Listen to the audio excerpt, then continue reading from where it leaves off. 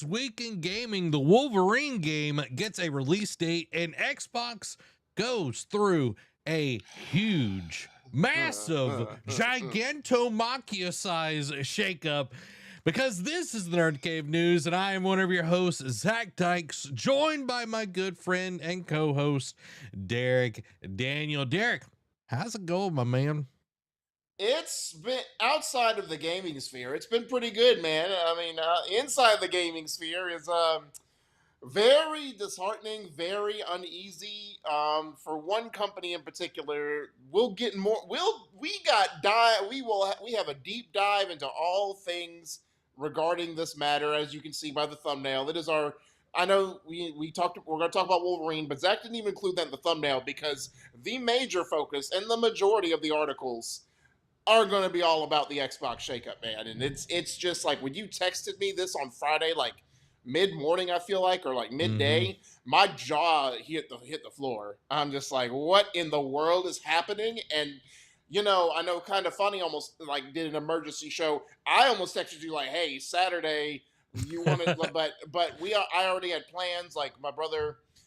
His birthday was the previous weekend, but he was on call, like he got in the rotation for like being on call for like emergency tow duty, emergency mechanic duty. So we did it this past weekend. So we celebrated that. So it wouldn't work, but I was like, more will come out, and boy oh boy did because we have thoughts and opinions, but that we'll get into all that juicy details in a moment because we have prior business to deal with. And that is what you've been playing. Yeah, man. It's weird because I normally go second, so I'll take this opportunity to go first tonight. So what I've been playing, I didn't get around to playing any of Death Stranding this past weekend. So what I've been playing though is Citizen Sleeper. I've put in probably, I'm like 7 or 8 hours into the game so far. Really enjoying it. And then Tuesday night, I played more of Expedition 33, and I beat the Duelist. In one go. Wow. I was very happy with myself, Derek. I beat him in one go. How many revive tints did you have to use? I don't use revive tints hardly ever I use revive tints because I have Lune. She has like the revival magic now. I had to revive Verso a few times. That dude's pretty weak. No. Well, like health points wise, he's weak. Health points. Well, I forget what it was. It was like a Picto or something like that increased his health. I know I'm in the. What was it, the mid to late 70s, like level wise, but he's got over like 4,000 health. Okay. So like probably about 5,000 now if I had to take a guess to it. But for me, CL was the one that got hit. Like she's a glass cannon too. Yeah, but see, what ticks me off the most is, and CL is kind of turning into that way, or is it Mael? But Lune. I don't know what I'm doing, what I'm not doing, because she has the highest defense on my team, and she gets stunned way too easily. Like especially like in that, like the enemies I face, like if it's a big bolt, like it's not even like if they finish their combo and then they stuns. I'm like, okay, I would understand that, but it's like like if I don't parry the first hit, she's stunned. I'm like, dude, what the heck is that? This is garbage. I don't know what I'm doing, what I'm not doing, like what I need to do with her build or what, but it's just like I said, I think she has the highest defense, or like at least one of the highest defenses on the team, so she shouldn't be stunned easily, but I could be wrong. I wonder if luck has a play to do with stun as well, because my luck is pretty high with Lune. Like she's my main. I will just say that. I just like her like abilities and everything because she's super versatile compared to the other 4 that I have, like being able to go fire, all these different things. Like she's I don't know. I don't have that like she's not the one that gets stunned the most. Gustav was the one that got stunned a ton when he was still around. Okay. But RIP, you know what I mean? RIP. Yeah. But yeah, dude, I've been really enjoying that, and just being able to knock out the duelist I was just like, okay, dope. And I've already got Monaco on my team as Oh well. yeah. I got him, and then like the next thing is going to Old Lumiere. Okay. Okay. So and So I making some headway. making some headway because I was like, oh man, I'm gonna go up to like you get like a side quest to like go up and get like some sort of ice or whatever to like, Yeah. and I was like, I went up there and it was like danger, and I was like, never mind. Yeah, like it's funny because I was just like my last time I played Expedition 33. I don't know when it unlocked, but like I was just going around like, I never went to the Frozen Hearts place. I haven't been to the because it was like even in the 50s and 60s, like it was still like danger. And Mm, so I finally went there, and I'm like in the 70s, and it finally like grayed out. I'm like, oh cool, I can actually do this now. So it's like you got to be high level to do that. So it's like I don't know why they gave you that quest so early, yeah, knowing that you wouldn't be able to access it till way later. I don't know, dude. And I fought my first chromatic boss, I guess, Oh yeah. because it was Which one like did you? it was the one on the Forgotten Battlefields that's like tucked in the back of the trench. Oh yeah. Dude, that thing was the I was like, oh, never mind. We go. Oh, just you wait. Some of the ones like I fought, like the Troubadour, that again, Versa, like he spotlight, like for whatever reason, Versa was just susceptible to one hits by that guy. And then what was it? It was the chromatic something where it was just like you had to. There was it was a gimmick to it. You had to literally parry it in order Mm, for it to in order to get a turn in. yeah. Yeah. But I'm excited. I really am enjoying the game, and um had a good, amount of people watching on Tuesday and everything. So super excited to keep going and, just enjoy the game. Before we Yeah. get to yours, Derek, I do want to hit the comments real quick. Of Mm-hmm. course, this thing is not working the way it should. Piece of junk. Just like an Xbox, you know what I mean? Just like an Xbox. We got jokes tonight, y'all. Amy says, I'm Yep. playing Animal Crossing, thinking of redoing my island, watching all the anime, excited for Bridgerton, reading Strength of the Few, and This Wicked Fate. Mm. Busy bee. Yeah. I for me, Derek, we've been watching some good anime. Let's just say that. Yeah. We've been watching Yeah. some good anime. But Okay. Derek, what you been playing? Well, I'll say you've kind of built it up, and I'm just like, honestly, with my brother's birthday weekend this past weekend, I've been playing nothing. This is so like you built it up, and you're like, all right, we'll get to Derek. I'm like, I have nothing. I have nothing. I have nothing.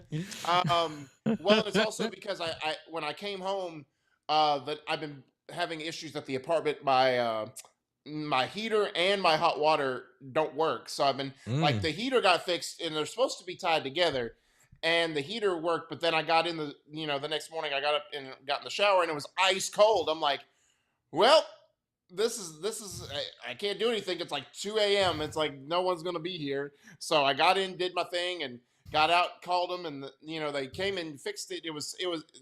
These were two separate issues. Like the pilot light was out and the temp regulator was on the fritz. So mm. those things had to be treated separately.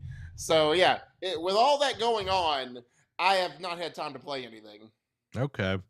So you're a biohacking bro and did your cold shower and Yeah, yeah. yeah. Did you feel You know, the, invigorated? I did feel more alert. I will say that much. But again, it's not something I do all the time. Like, Oh and yeah. for the people who say, "Oh, I only take cold showers," what they're not telling you is like they're not sitting in there for 30 minutes. It's like, okay, you pretty much take a lukewarm shower and then turn it cold, and it's supposed to for like only like the last few minutes of your shower, and that helps improve your skin and all that kind of thing. And I'm just Yeah. like, yeah, that's what they're not telling you. They're trying to make it sound like they're Viking warriors and like I'm training under the glacial falls in the Antarctic. I'm like, no, no, you're not. No. Yeah. I doing a cold plunge and all of that, like it's there are benefits, but it's only it has a diminishing return. Let's just say that. Exactly. So yeah. Well, I'm glad that it's working, and now you can yeah. play some video games and not have to shrivel up and die with your with your cold showers. Welcome everybody to the stream. We hope that you're doing well. Let us know what you are playing down in the comments below. And Michael, I hope you're doing well. Flick, welcome to the stream as well. Derek, we got a ton of news to get through tonight. So let's get into the gaming discussion for this week. First up, Wolverine carves out a release date. The only positive news of the week, honestly. So, and this is who did this article? You didn't add that in. Hold on. Let me pull that up. Scrolling down to get to our links. Scroll. So much stuff, y'all. So much stuff. I know. Rebecca Valentine at IGN. Okay, at IGN. All right. It's a surprise. In a surprise announcement, Insomniac Games has revealed the release date for Marvel's Wolverine. It's coming on September 15th. Let's go. This comes from a post shared across social media by Insomniac reading, "Let's cut to the chase. Marvel's Wolverine launches September 15th, 2026. We also got more information at the time from the PlayStation blog, referring to the game as a global thriller and naming some of the familiar characters he will encounter in his adventure, such as Mystique and Omega Red." Now, Zach, this was, again, like I said, this was the only positive news we've received within the last week, amongst all the chaos over across the pond at Microsoft. So, my questions to you are, what do you think about the release date? Is this a perfect time? Like, to me, it's a 2-month buffer before GTA 6, so I think that's perfect. And Insomniac beforehand, like, I know Spider-Man 2 released in October, question mark? So Yeah. they like that, but Spider-Man 1 was September, so September release dates have been good to them previously. I know Miles Morales was November, but that was because it was a PS5 launch title, so we'll just kind of give that a mulligan. But they like their fall release windows. But my question is, Zach, and this is like nothing to do with the release date, is why didn't they announce this at State of Play? Like this, because if you go on there to their announcement of it, it's just like a clip of him doing the motorcycle flip and then release date. So it's something they could have thrown in a montage or just given like, hey, just a quick thing in the middle of the show. So start with that. Like, why didn't they just do this? Why did they have to wait 2 weeks later to give this announcement? And then what do you think of the release date itself? I don't think they put it in there because they didn't want to take away time on development to put together a trailer or vertical slice, because the trailer that they put out and everything is literally like 6 seconds long, and it's just like, right, it's the cover art and then but no, date. like I'm saying, like, even that, like that 6-second cut, why didn't they just put that in the State of Play? You know what I'm saying? Because people would have complained that they should have showed more, and then they could have easily followed up as like, we'll discuss more in spring, like they did before the State of Play. True. Like, I think there dang was if you do, workarounds. dang if you don't, that sort of deal. True. And like, we're going to get another State of Play and all of that. Like, we're going to probably get a showcase. Maybe we don't know, but definitely a State of Play. I know we'll get something where it's more of a deep dive on the gameplay for Wolverine. So I'd rather, I kind of like the way they did this. It kind of feels like GTA, where it's like, hey, it has its own thing. It doesn't have to get buried under everything else. Yeah, because exactly. compared to everything that got shown at the State of Play, if they would have showed that, I would have knocked the State of Play down.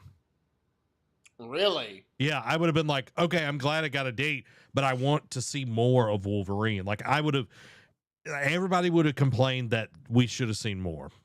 Okay. I mean, that's fair, but again, it's a catch-22. Yeah.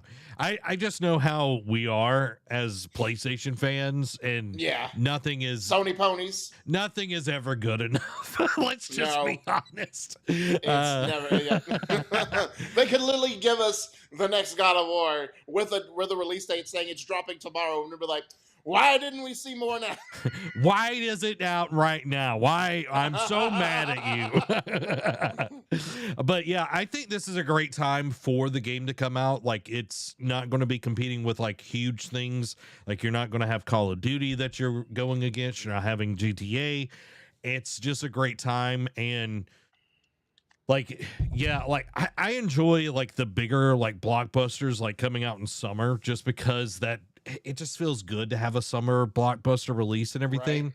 But September is still a good time because you still will have like, I don't know. It's literally right before the fall rush. Yeah, I feel like it's a good one. So I'm excited for it.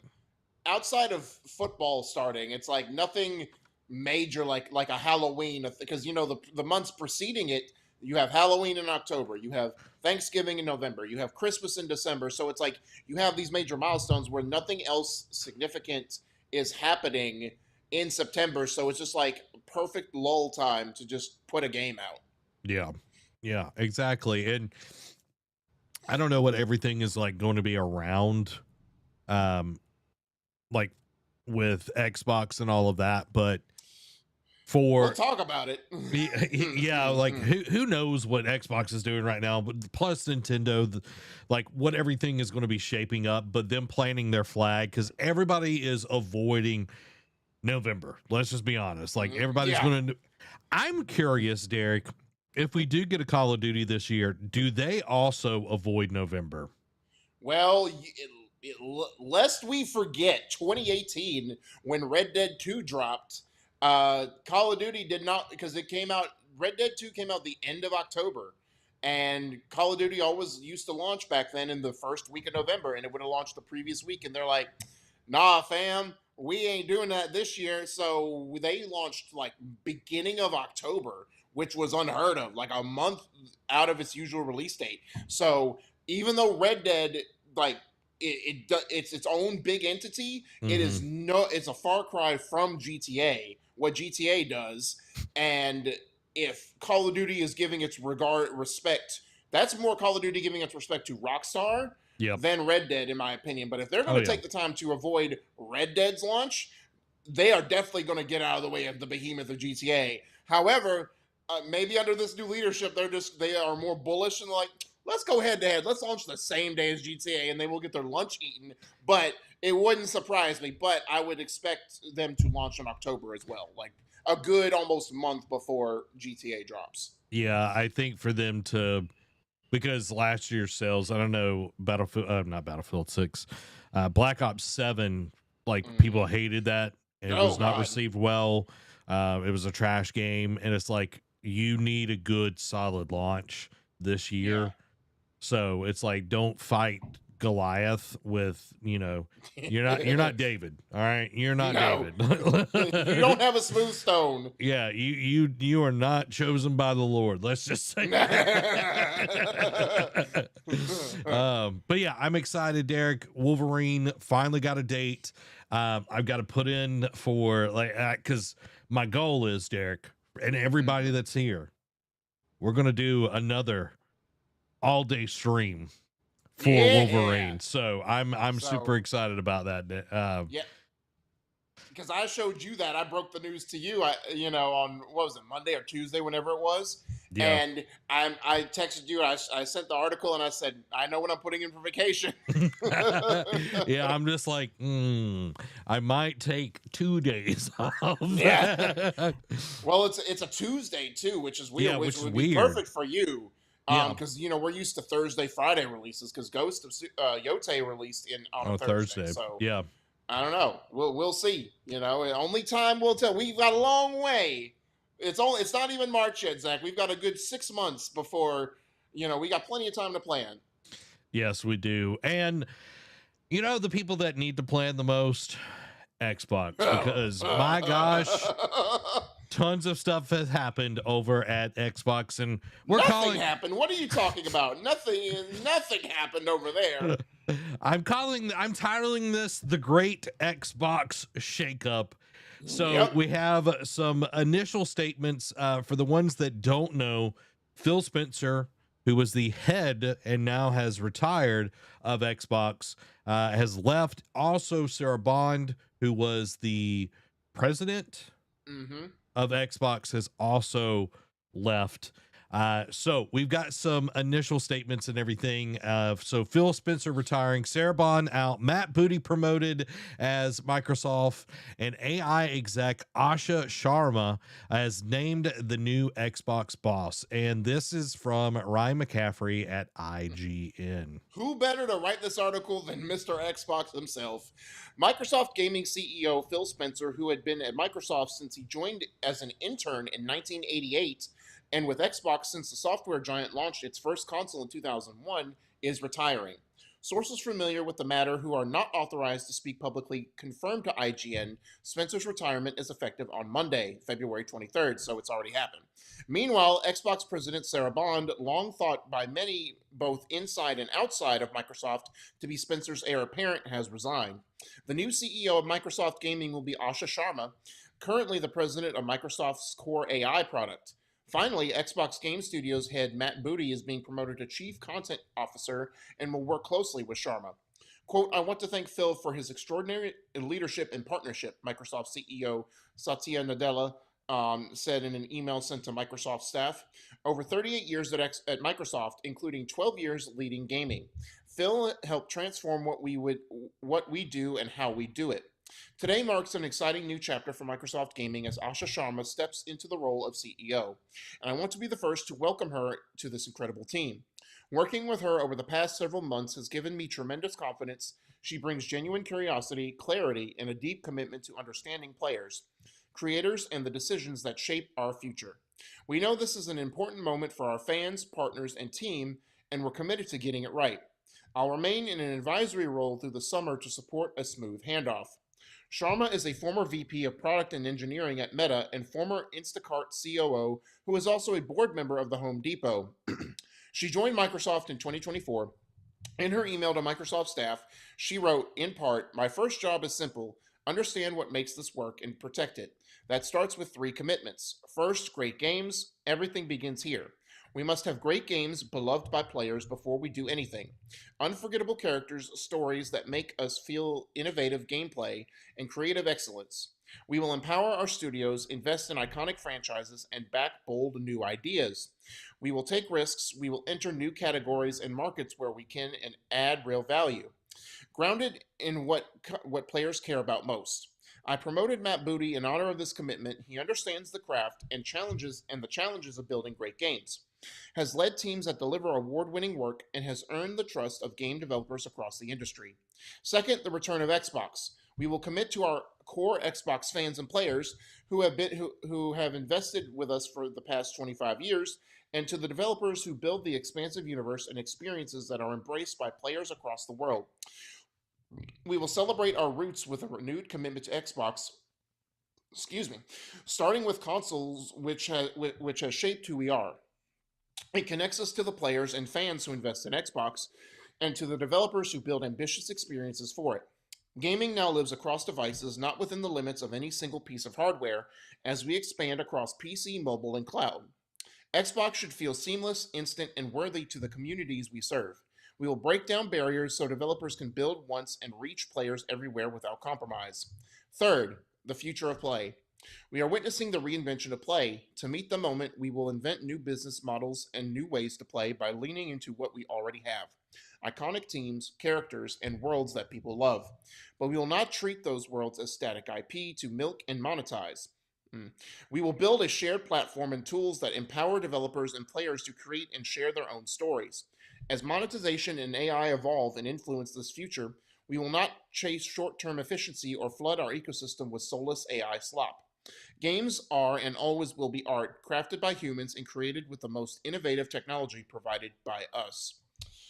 So, Zach, as we, after reading all that, the initial shock to both of us, like we're still kind of processing it, almost a week later to this point. Yeah. The fact that it was supposed to be Monday that this was announced, and this was announced this past Friday, do you think something happened? Because Sarah Bond just said, she put out a statement later, but it was ironic because she put up a thing about, I forget what, regarding something to the gaming sphere or whatever, and then like literally 4 hours later said, "Deuces, I'm out."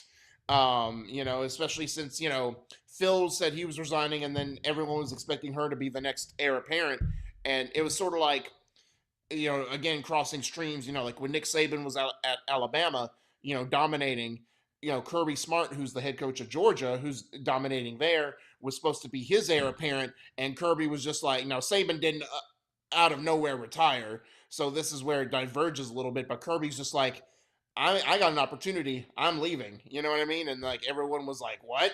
Like we were supposed to continue the domination and have Kirby take over for Nick afterwards.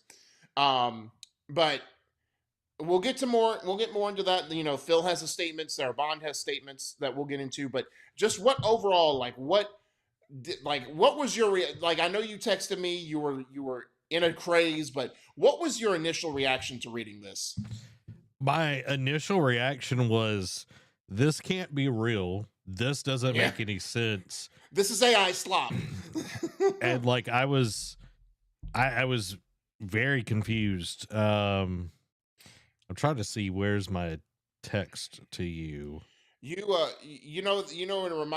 saying that is like you didn't think this was real. It's like, remember there was that string of like, I forget, like several years ago, where I was just like, oh, so and so died, like celebrity deaths would be, and it was like all fake. 2017. Like it reminded me that it reminded me of that. It was just like a month, every month it'd be, oh, the celebrity died, and we would all like fall for it and look at it. It's like, oh no, they're fine. They're having a martini. Okay, here's the text. Holy crap, dude. Phil Spencer retired. He's stepping down. That is freaking insane. I just saw it on LinkedIn. That's what's crazy. I saw it on LinkedIn before anywhere else. Of all places. He retired like 52 minutes ago. Like, that is insane.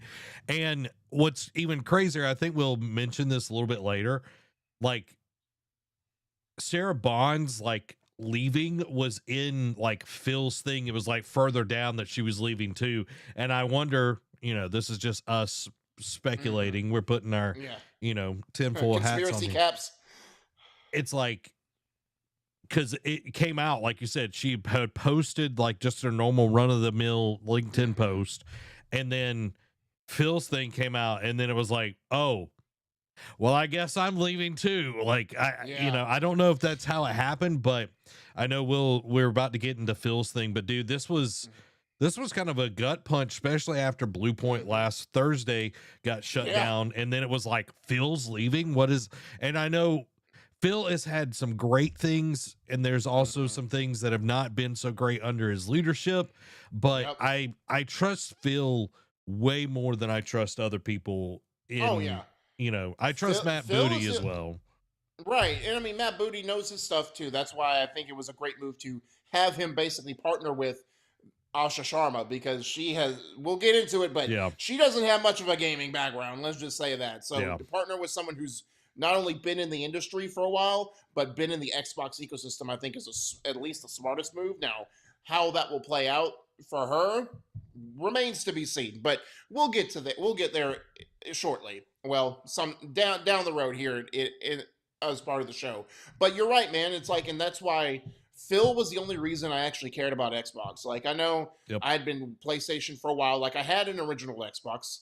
My brother had the 360. Never really cared for it until I saw Gears of War, and that's when got me into like the Xbox ecosystem. But I never really cared for Xbox. I never really cared to see what they were doing outside of Gears of War, or maybe a Halo here and there. But those were it. Like, those were the couple of games. It was sort of like Call of Duty and Madden for the generic gamer. Those were my two games to go check out on Xbox, and that was it. And when Phil Spencer took over in 2014, You know, that was also in the midst of chaos and turmoil at Xbox because of how they fumbled the Xbox One launch. Yep. Thanks, Don Matrick. Um, and you know, he took over and he was just like, I'm a gamer. Like at my core, I'm a gamer, and I understand what gamers want, and this is what I want to do. And again, like we said, toward the end of his tenure, he made some decisions, especially after the Activision Blizzard purchase, not so favorable, not so very gamer friendly. But he did try to right the ship. He made the best decisions he could. He made the right decisions for gaming that you know that was necessary for the most part, and that's why like his thought process, his like decision making, like just he made it fun to be part Mm-hmm. of the Xbox ecosystem. He just didn't make it. And I'm not saying you know Don Matrick wasn't successful or whatnot, but it was always very business like. Phil made it fun, you know, like how when Yep. Shuhei and Sean Layden came over to PlayStation, they made it fun. They joked around. You know, they even at Xbox's expense during the PlayStation 4 launch. You know, it's like this is how you share a game. You know, they made it fun, and then Phil's like, hey, you know, let's make this fun too. Why does it all has to be spreadsheets and data and analytics? Like just Teraflops. right, exactly. It's like let's talk about the games, and that's where I Yep. think I fell in love with what he did. Like it's sort of like you know Arrow. You know, like Stephen Amell made Arrow for me. You know what I Mm-hmm. mean? It was just like, and that's why it's like anytime he was on the screen, like I tuned in, I locked in because he made it fun. Phil was the same way. Phil made Xbox fun again, and you saw that that's why Xbox One had of course it didn't win, but it had a better turnaround than most people expected. Like it did survive, it didn't hemorrhage, they didn't go the way of Sega. But it is sad to see him go. You know, best of luck on his future endeavors. Like I know he had taken a long hiatus, like a long vacation, so you got to think this was what he was contemplating on, or you know, like I hope it wasn't a Bobby Bowden situation where they were like, "Hey, you can either go gracefully into the night, or we can drag you kicking and screaming and drag your name through the mud. Which do you choose?" Like, hopefully, like obviously, as the years go on, more will come out. So I hope that is not part of it. I hope it is like he just wanted to contemplate on his career with Xbox and if he could take the company to that next step. And I think he probably looked at it and was like, I've done all I could, you know, with what I've been given, the current tools. Like I've hit the wall. I can't push through it any further. Like I have to hang it up. Well, and you look at PlayStation. PlayStation has went through so many leads since Phil has taken over. Yes. You know, like Jack Trenton was before, you know, he took over, but we had Jack Trenton, we had Sean Layden, we had Jim Ryan, and now we Mm. have I can't remember the dude's name. It's Oh, of course, he was over Horizon. well, Herman Um, Holst is like there it was a dual CEO thing, but oh now yeah. it's like shifted where he's like over gaming and then the other dude is like more he's like the actual CEO. It's a Okay. Yeah. Japanese guy. I Okay. can't remember his name. But anyway, it's like Phil has been the head for 12 years and has ushered in a lot of great things. Mm-hmm. And Game we'll Pass. yeah, we'll get into the things that have been questionable as well Yeah. and Yep. who is actually responsible for Benefiting. that. Yeah, it's like okay, some of these things weren't Phil, it was other people. So Yeah. but I want to get into Phil's actual like him reflecting on his 38 years. That's insane. 38 years at Correct. a company. Dude, I haven't been the longest I've been in a company is 4 years or like at a Yeah. position. So being somewhere for 38 years is insane. So let's talk about Phil Spencer's reflection on his 38 years with Microsoft. So it's rare in life to know when a chapter is closing, but after 38 years at Microsoft, that moment has arrived for me. I made the decision to retire and begin the next chapter of my life. It's a milestone that's given me a chance to reflect on the incredible journey I've been fortunate enough to share with so many of you. I'm excited for Asha Sharma as she steps into the CEO role. She's joining an incredible group of people, teams full of talent, heart, and a deep commitment to the players that serve.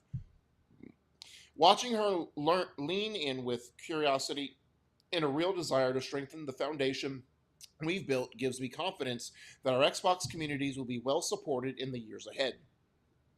Thinking back to my start as an intern in 1988, I never could have imagined the path ahead. I've been so lucky to work with so many passionate creators, partners, and colleagues and players across the industry. People who challenged me, taught me, and made this work full of joy and wonder. Thank you to everyone who's been part of this chapter. This community has meant more to me than I can say. From here, I'll keep doing what's always mattered so much to me, cheering on the teams, pushing this industry forward, and playing alongside this incredible community. I'll see you online. And again, like you never want to go out fire and brimstone. A lot of the time, especially after spending almost 4 decades with a company. But it's always good to see him. And again, it's like go out on a high note. He went out his way. And like I said, he did what he could, and he's turning it over to see if the next person can push the industry forward. And one thing I forgot to mention is like it was sort of like in like sports. Now I know it's still kind of frowned upon, but it's like you never really celebrated or like did jersey swaps, and now all of a sudden it's become a regular norm thing in the gaming industry, especially like console elitism. Like you planted your flags. You either team Xbox, team Sony, team Nintendo. And Nintendo would always be in the corner doing its own thing. Like they were the creatives, like they were just vibing, doing their own thing, like not bothering just anybody. Glad to be there. Exactly.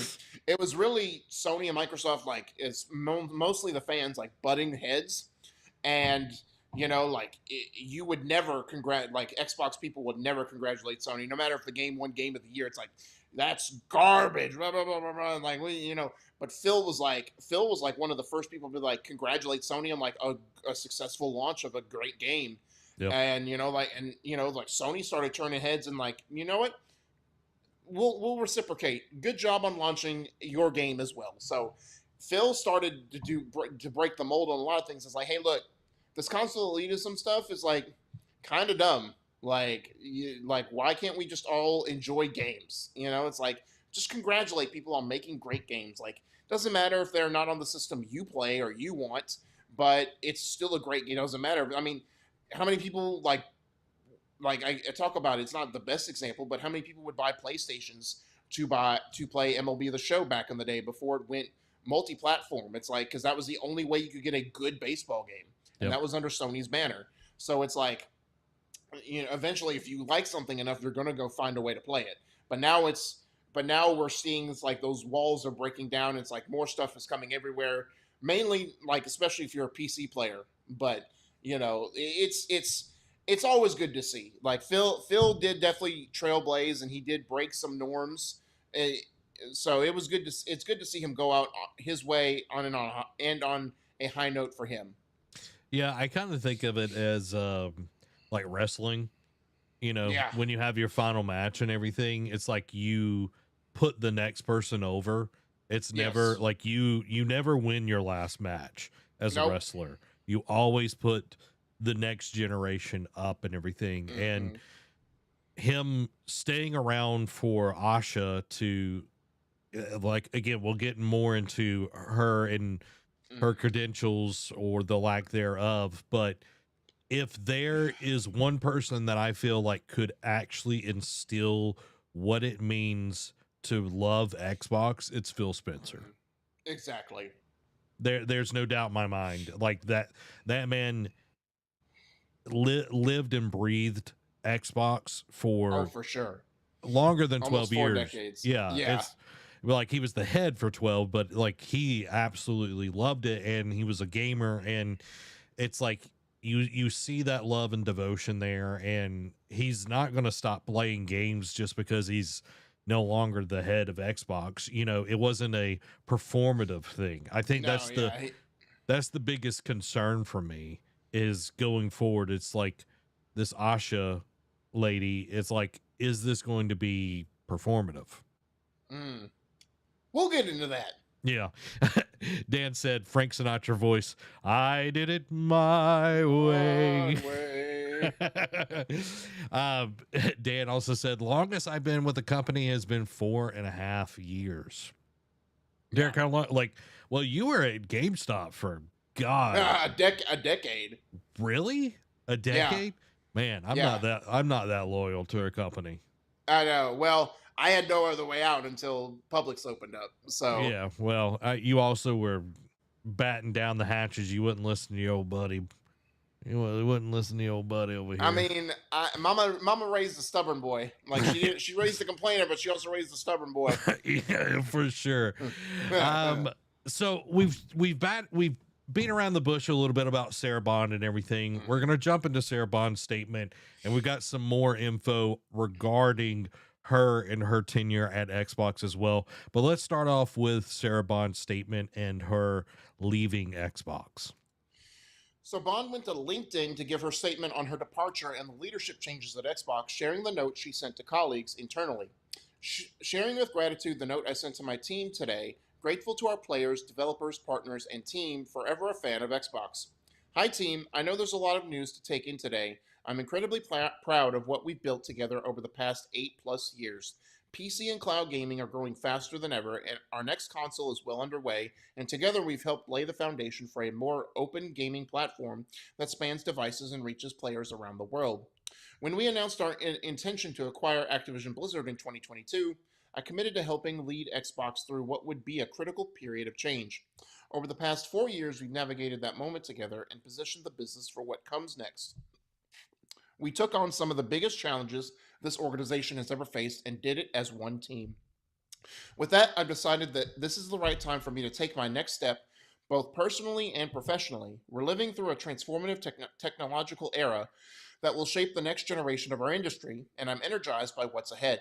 This moment also presents a unique opportunity for fresh eyes and new leadership to guide the team into its next chapter. I've had the privilege of spending time with Asha over the last few weeks as we planned for this transition, and I've seen firsthand her deep commitment to our players, developers, and brand. She brings deep technology and commerce experience, along with a strong track record of building and scaling platforms that the world uses. Xbox deserves this. I'm excited to see her lead this next chapter for our team. I'll remain on as a special advisor to Asha to help ensure a smooth transition and set the organization up for continued success. I want to thank Phil for his mentorship and friendship over the years. He's been a consistent champion of this business and the people who make it what it is. And I've learned a great deal from the way he leads through both opportunity and challenge. I'm grateful for his trust and support throughout my time on the team. I also want to thank Satya for his sponsorship and support throughout my time at Microsoft. As I prepare to sign off, I've been reflecting on three simple questions I've tried to use to guide my days. One, did I bring my best? Two, did I help someone else succeed? Three, did I do my best work? I hope the answer has been yes for many of you. It's been a privilege to work alongside the team. Always, Sarah. So, again, you always kind of want to go on a high note, but this did not, to me, the way, and again, we'll get into more later because there are some things, because there was some questions about how she led her team and how, like, her leadership style. Maybe it got blown out of proportion. Maybe it was just some disgruntled employees, like 9 times out of 10 is what happens. But for her to post a statement and say like, oh, she's grateful in it, and then just suddenly dip, you know what I mean? Like not even like graceful, like just says just like ghosts essentially, except for that post, makes it feel weird because it's like, what was told behind closed doors to you? Mm-hmm. Because it seems like without, if Phil was leaving, you might have been forced out the door if you didn't decide to leave yourself.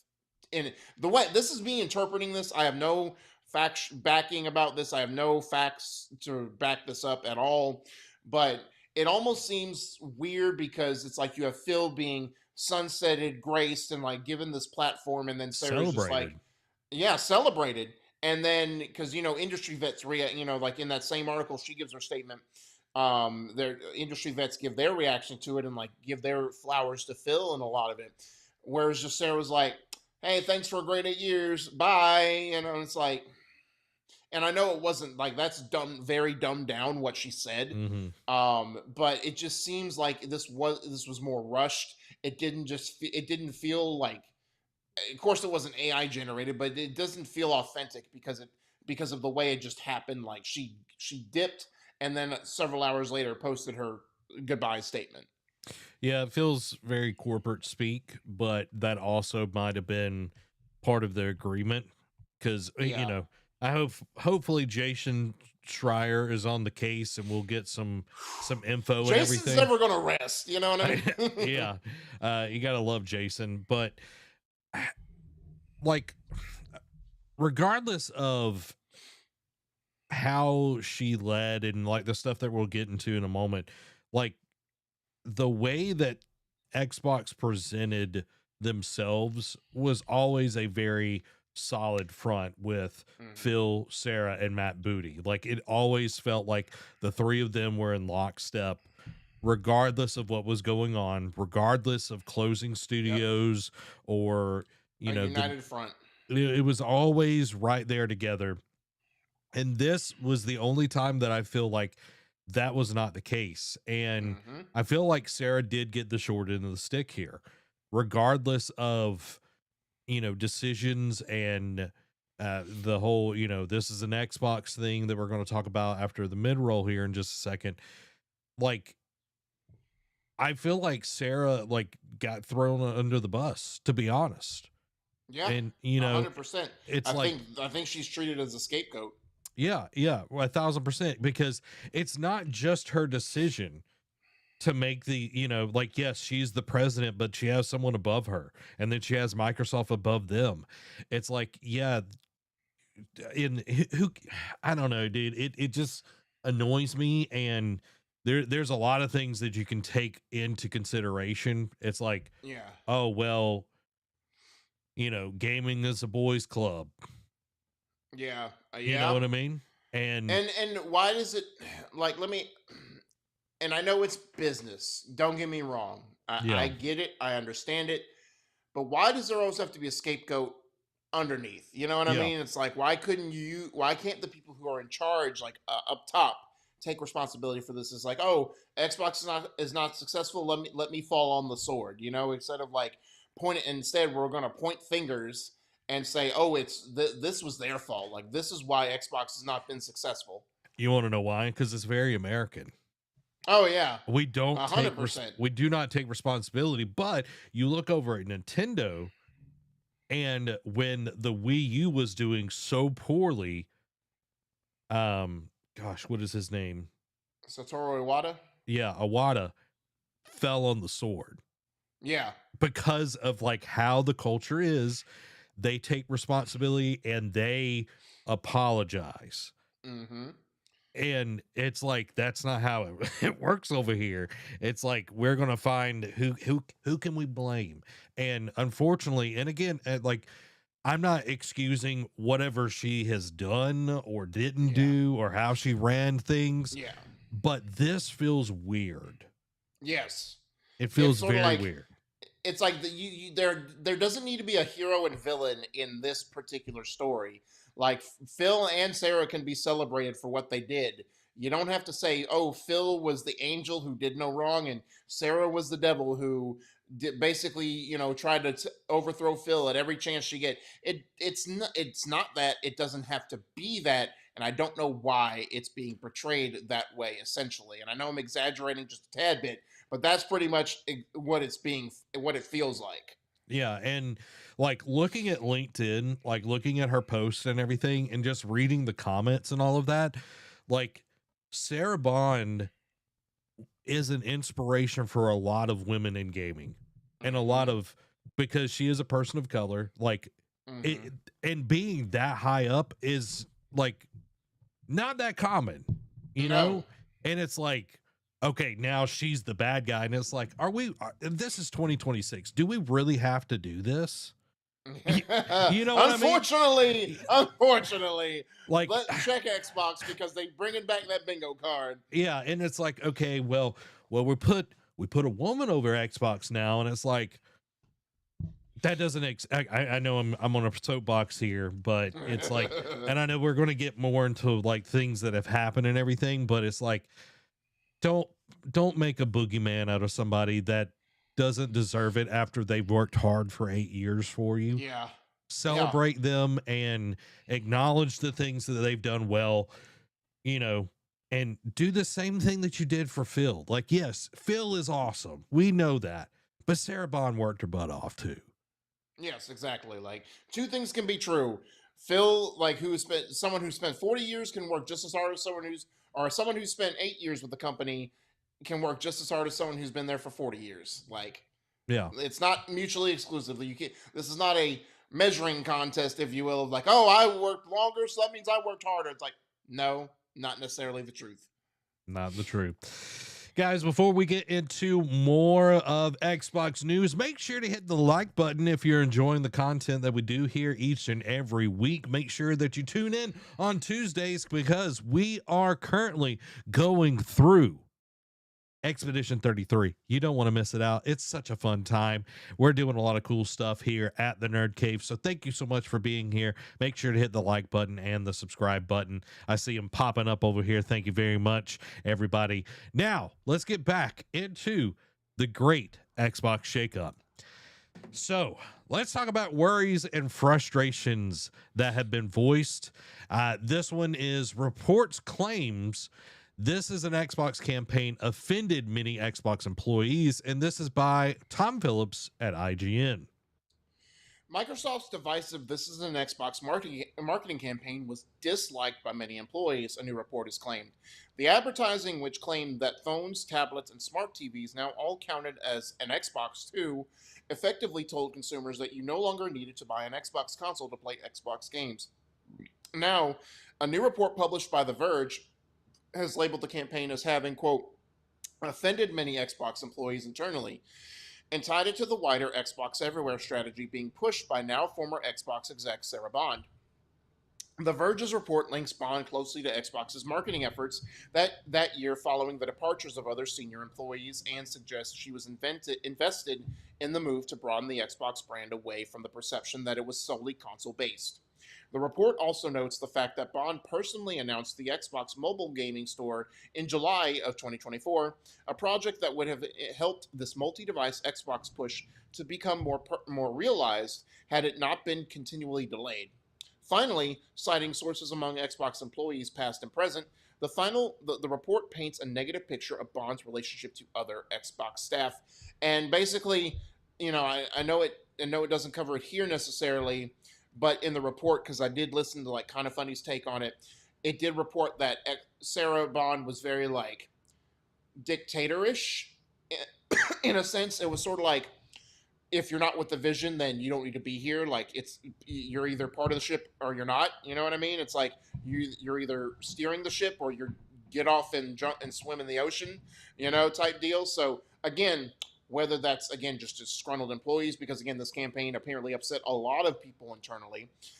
And whether that was just disgruntled employees, like, making Bond out to be the villain, it's funny, the last name Bond and villain. Anyway, that's just how my brain works.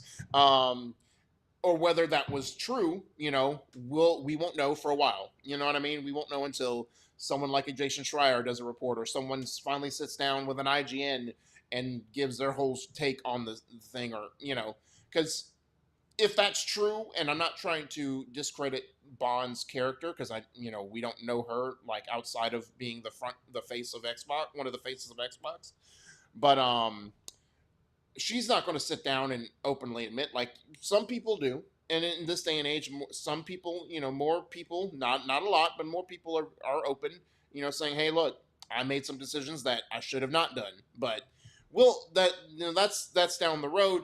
I have a different take on this, Zach. And, like this is an Xbox campaign, frustrated. Now, we could sit here and talk about how, oh yeah, like, we could, this writing on the wall? Like, was it being portrayed badly or whatnot? They're upset with the marketing. From what I'm taking from this is they were upset with the marketing, but it still happened. You know what I mean? If the it's saying, oh, like smart TVs, well, Game Pass still came everywhere. So it's like, it sounded like they're more upset with the marketing campaign than they were with the actual idea of putting it on multiple devices. Because yes, I understand your work, the R&D people who are over at consoles, like making these new consoles, like making the new console right now for Xbox, right? It, like you put your blood, sweat, and tears into making the best piece of hardware that you personally and physically can do. and all of a sudden it's like, oh, now we're going to put this ecosystem on a phone, on a TV, on a computer. You know what I mean? It's in this day and age of breaking walls and breaking barriers, right? Wouldn't you, as a developer, want to get more games out, like get the Xbox brand out there to more people? So why are you upset at the campaign for how it portrayed it when it still happened and you knew this was what they were wanting to do? Like I don't get it. Like I just don't get why they're so upset over a campaign when the reason should have been like, oh, like they should have put their foot down. Because had they come out when this like whole Xbox play, everything's an Xbox, come out and be like, we're putting our foot down, or like, had you heard beforehand, before they went public with this advertisement, and Microsoft is unionizing because of how like they're because they want to keep everything on console or PC type of deal. I don't, you get where you're picking up when I'm putting down. I'm hoping. Yeah. So I don't know. I think it's just weird to get upset over a marketing campaign. What is your take on this, Zach? Yeah, like the marketing campaign happened after all of the things have already come out, like Game Pass on phone, Samsung tie-in, all of these different things that was already there. And I understand that it was not a good campaign. Let's just be honest. One. Yeah. Like I know myself, you, Greg, over at Kind of Funny, like everybody was making fun. He was like, oh, this is an Xbox and this is an Xbox. Yeah. And like, it was not, this water bottle is an Xbox. Yeah. It's like, it was not well thought out. Okay. No, it's like, I understand like trying to get the kitschy got milk kind of thing going, but this was not it. Getting upset with Sarah Bond over this, and I feel like I'm becoming a Sarah Bond apologist tonight, is dumb. Let's just be honest. It's dumb. It's lackadaisical thinking when you really get down to it. And it's like we've already diminished the reasoning behind having an Xbox. And we started that with Game Pass. And that happened because we put it on PC. I remember us having this conversation a long time ago when Game Pass happened. It was like, oh, we're going to start putting our games on PC as well. And it was like, well, then what's the reason behind having an Xbox? Yes. And it's like it's played out now. It's less and less, and your sales are getting less and less. And it's like, yeah, you're getting people to buy Game Pass, and that's a great thing, but you're also getting less people buying consoles. Yeah. But consoles are also most of the time loss leaders. Let's just be honest. We talk about that often. Yeah, like about to say, the software makes up for the loss of the hardware, because majority of the time, unless you buy like a buggy system like at launch, you're only going to buy one console, unless again, like you have a family, and then it's like you buy one for Johnny, and then Susie wants one, the next year or whatever when she's old enough. So I digress. That's a specific case scenario. It's like the generic person, like you and I, are only going to buy one PlayStation, one Xbox, and that's it. But we're going to buy games every year, just about that speak to us. Yeah, and it's like, the program was already there. The marketing campaign wasn't a good idea. And it's like, I understand why people would be upset, but it's like you can't just say, oh, it's Sarah Bond's fault. Yeah. There's a lot of people. That's a weird thing to lie at her feet. Yeah. It's like, okay, she might've been the one championing this, but guess who has to approve that, Derek? Phil freaking Spencer. I don't know, dude. That kind of stuff, and it just gets on my nerves. It's like, yeah. Let's use our brains here. Let's use our brains, and it's like, okay, you might not have liked her. Okay, I've worked for people that I didn't like at all, that I actually hated. Okay, let's just be honest. I had many a bosses at GameStop that made me almost say I want to quit, but I stuck it out, and they got axed shortly after. Yeah, and it's like, okay, just because you don't like them doesn't mean they're bad at their job or have ill intentions and all of that. And again, this was not a good campaign. All right. Like when this story came up, I was like, we're really splitting hairs on this. It was a crappy campaign. Like that was Yeah, one of exactly. my big things. It's like, but again, like we've said, we're beating the dead horse here. The It was already happening. This Yeah, was we just put language to it. This is an Xbox, but it right. already had happened. Let's talk about is it Seamus? Yeah, Seamus? Seamus Blackley. Let's talk about Seamus Blackley. One of the creators of Xbox speaks out on the recent shakeup at Xbox, and this is by Wesley Yunpool at IGN. Amid the official statements and many tweets that followed one of the biggest shakeups ever at Xbox, one of its creators believes Microsoft's true plan is to bring its gaming business to an end. Seamus Blackley co created Xbox and Microsoft, excuse me, bringing to life Microsoft's console hardware in 2001 before leaving just a year later. Speaking to GamesBeat, Blackley said that Xbox is not a core part of Microsoft's all-encompassing AI. Is that Microsoft is an all-encompassing AI push, and so is being sunsetted. Drafting in Sharma, who Blackley points out came from Microsoft's AI team with no gaming background, is further evidence of the company's true strategy, he claimed. They don't say that, but that's what's happening, he went on. I expect that the new CEO, Asha Sharma, her job is going to be as palliative as a palliative care doctor who slides Xbox gently into the night. Part of the problem here, according to Blackley, is that Microsoft head honcho Satya Nadella believes that AI will, quote, subsume games like it will subsume everything. And that spells the end for the traditional video game business, much of which Microsoft owns. The job of all these people is to just gently usher all of these business units into the new world of AI. That's what you're seeing here. Whether or not you agree with it, whether you agree with AI having the potential to do that, whether AI will be successful is a separate matter. But that's what we're seeing. That is in no way surprising. It would have been shocking if they had somebody in there in a meaningful role who was passionate about games, passionate about the creator driven business of games, because it would be in direct conflict with everything else Microsoft is doing. Microsoft is a company that is now about enabling its customers by enabling AI to drive things. That's at odds with the auteur model of any art, but specifically of games. Microsoft doesn't have the problem that Apple does or that Netflix does, where they have an auteur driven content model to manage. Games are the only place where they have a content business. And now it's easy to say, like, just dismiss this because it's like, oh, Seamus was only with the company for like a couple years, and then after the first console ever from Microsoft launch, he dipped. He's like, all right, I did a thing, I started a trend for at Microsoft, and now I can drive off. But I feel like he's been, like we've seen him like with him and not Peter Molyneux. Who was the one after Seamus? Like there was another creator. Anyway, like him, Phil, and like him, Seamus, and Phil, like we're all like to pretty much like in close talks, like talking about the business, like they kept in touch with each other. It was sort of like their own big three to an extent. Mhm. Peter Moore, that's who it was, because he went on to create EA or like work at EA. Yeah.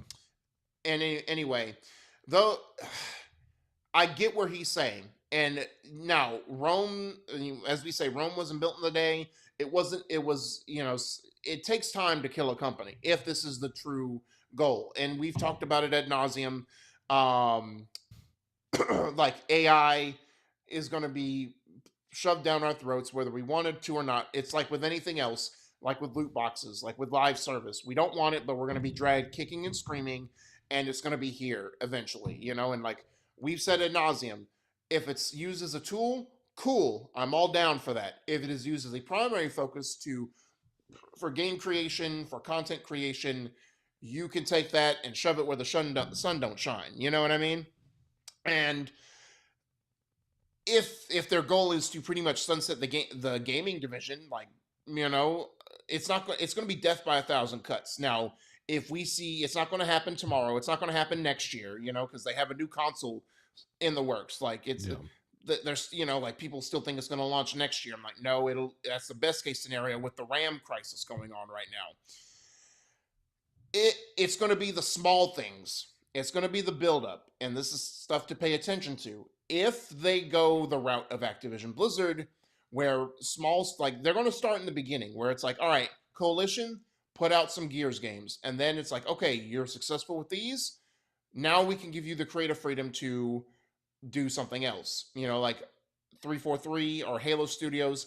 You've done some Halo games, we can do it, but no longer will you have a Hellblade 1 and 2, I think. And some of these creative studios who aren't cutting it, because again, so late last year we talked about how they want a 30% ROI now, profit on their games. This is coming from Big Micro. This isn't something that Yeah. Xbox just woke up and decided. And those gaming companies like a Double Fine, like smaller studios, like how Tango Gameworks went, if they're not cutting it, it's like you either have one of two choices. You can either pull a Raven Studios and not make games anymore and be support studios for other big gaming companies that are making games that are making big returns for us, or we're going to shut you down and lay everyone off. Your choice. And so I think you will see, if you start to see a Double Fine, a Team Ninja. Team Ninja. You know, like those studios, those smaller studios that they bought years ago, turn into support studios or slowly start downsizing or being closed. Because we're already seeing it, like the Initiative, like a big quadruple A studio that was their first built in-house studio in forever. They close that down, and that means no one is safe at Xbox, essentially. And if you start seeing more of that, like dissolving,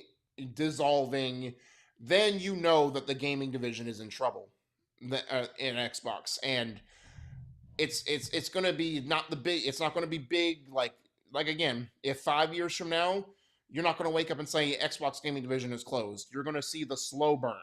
And so again, whether that is this holds any merit or not remains to be seen. We've got a long way to go, but I know it's not going to happen overnight. Zach, what is your take on all of this? Yeah, like I compare it to Rome. Like when Rome was falling, it took a long time. Like, yeah, you had Nero that was absolutely crazy and literally burnt Rome down to the ground, but there was still Roman influence all over the place. And even now, Roman influence is still there, but it took a long time for Rome to finally fall. But when it did, that's the beginning of the Dark Ages. Yep. And I feel like if we're just getting, talking points like, oh, we're not going to push AI, we're going to invest, these are my these are my 3 rules and yada yada yada. And it's like, if Asha goes by those 3 rules, awesome. Like those are great initiatives, thought patterns, but you actually have to put your money where your mouth is and put out games that matter and not just milk things. Well, that's and huge. One of the articles we'll get into, I think it's toward the end, it's like she does say the plan is the plan until it's not the plan anymore. And it's like, so I want to stick to these 3 rules, but it's like when the wheels go off and she's getting pressure from Big Micro, it's like, all right, do we pivot or do I stick to my 3 rules, or do I pivot and cave into what they want and start closing stuff down, or start seeing as like, maybe it's time Microsoft hangs it up, which would be if, again, stranger things have happened. We back in the day, I used to remember like there used to be locks. It's like, oh, this would never happen. But in this day and age, in this business world, it's totally not out of the realm of possibility that just like we woke up Friday and Phil Spencer retired, we could wake up one day and Microsoft's gaming division could be no more, and what the big 3 is now the big 2. It is not out of the realm. Nothing, loyalty doesn't matter anymore. It is the bottom dollar, as we've talked about time and again. So if the bottom dollar gets affected more, screw everything, screw morals, screw loyalty, screw commitment. We are going to do what's best for business, as Vince McMahon would say. So it's going to be rough. I hope nothing does come from it. Again, being optimistic about this, because we tend to be very pessimistic, Zach. You know what I mean? So on this show, But Unfortunately, it tends to pan out the way we. I know, like we tend to be right. You know, we're not. Don't call us Nostradamus. We're just ahead of the curve. You I know don't what I know, mean? Derek. I don't know. I'm pretty good at the old. I know. But I hope Zach nothing does. Stradamus. You know, that's Zachstradamus, yeah. yeah. I do hope nothing comes from this, and I hope Yes. Microsoft continues to be successful and Asha Sharma leads them into a new age where they can potentially be at least number two, you know, like overtake Nintendo.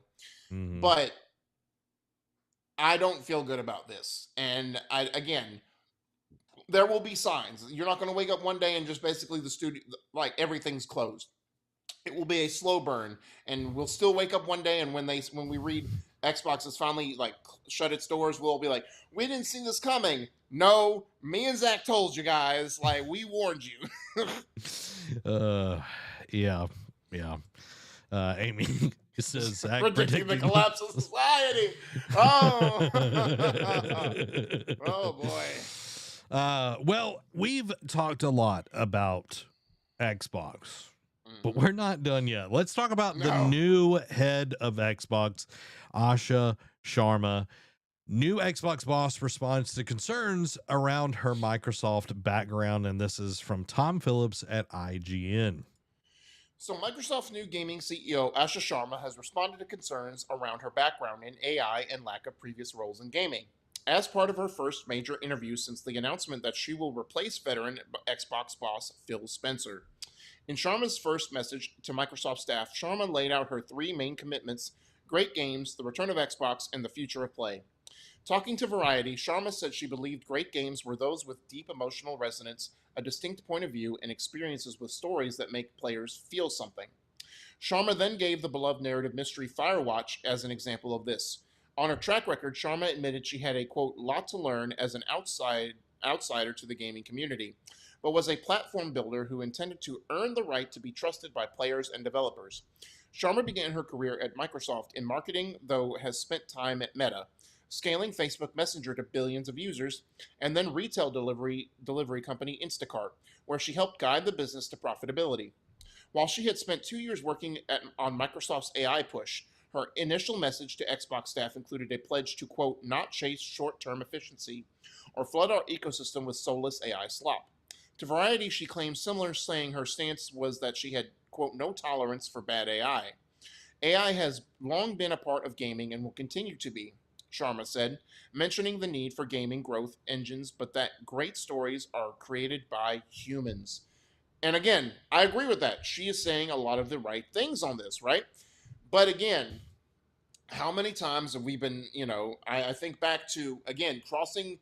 I was involved in sports, went to school for sports, so you guys are just going to have to stick with my sports analogies. Like, I go back to, and crossing even greater streams like basketball, right?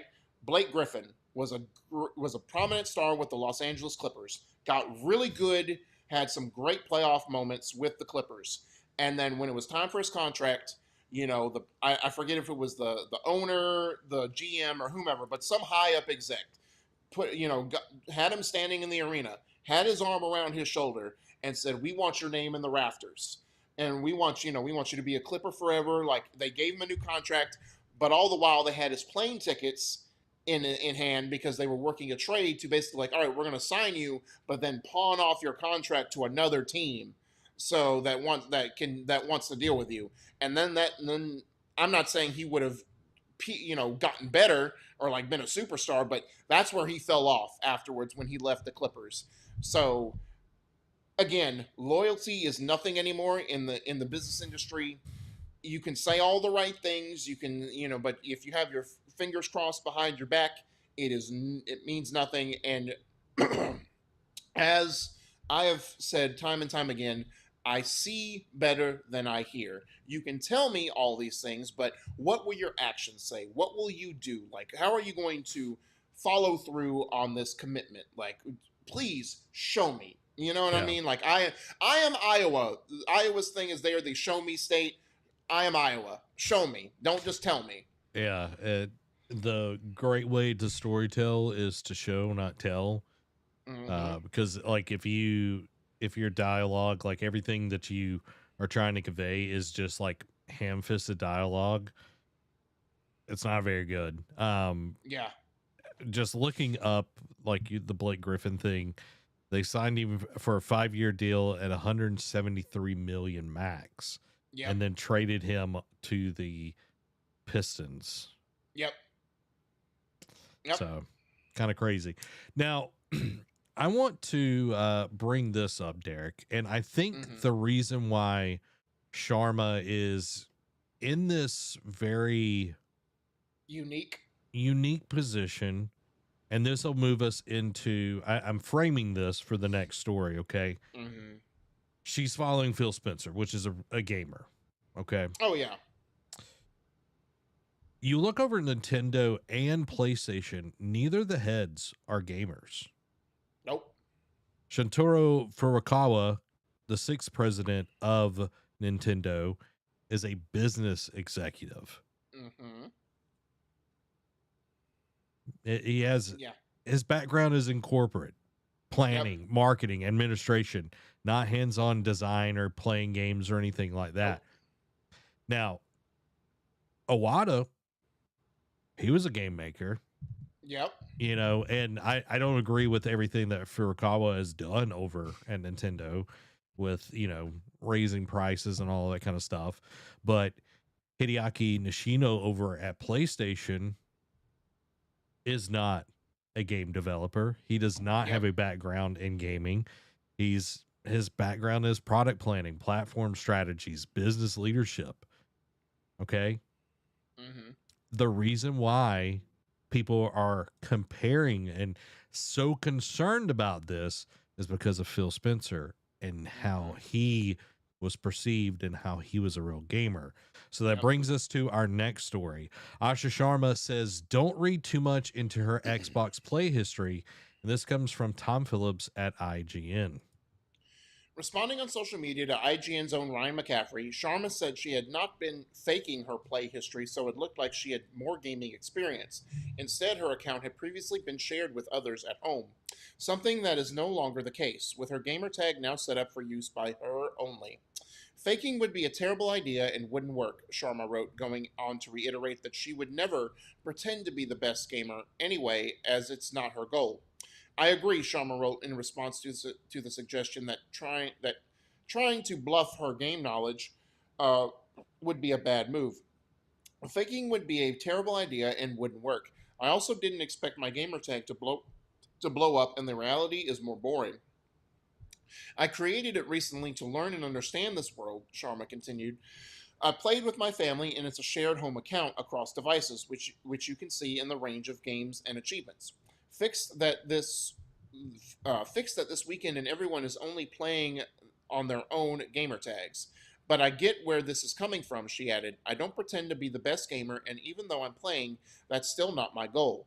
My focus is to make Xbox the best place to play, return to our roots, ship great games, and become stronger for the future. And you're talking about, you looked at the Nintendo and Sony's, current presidents and CEOs. Again, the sports thing, right?